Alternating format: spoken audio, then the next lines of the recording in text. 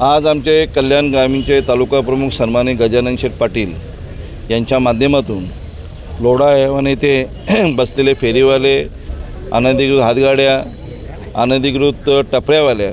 आणि आठवडी बाजार यांचा उच्छाद जो मांडलेला आहे त्याच्या विरोधात आणि प्रशासनाच्या विरोधात की प्रशासनाला वारंवार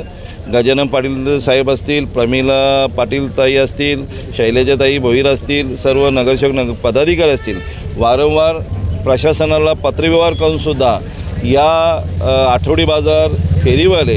अतिक्रमणवाले यांच्या कुठल्याही प्रकारची कारवाई होत नाही। मग त्यामुळे आज या प्रभागात मोठ्या प्रमाणात या इथल्या नागरिकांनी आणि पदाधिकाऱ्यांनी आंदोलन केलं। ठिय्या आंदोलन करायचं होतं, याप्रमाणे आंदोलन केलेले आहे आणि त्याचप्रमाणे आज इथले प्रभाग क्षेत्र अधिकाऱ्यांनी आम्हाला आश्वासित केलेलं आहे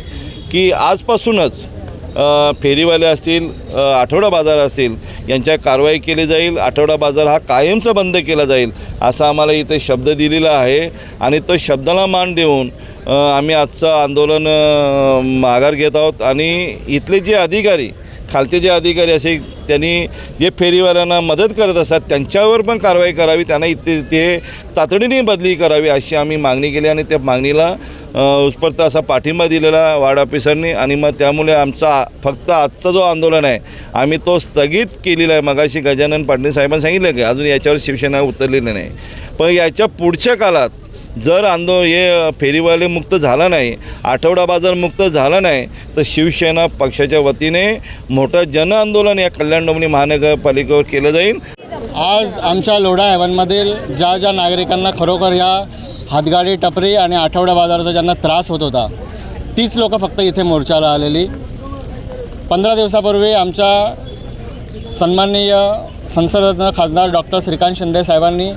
महानगरपालिकेच्या आयुक्तांना कडक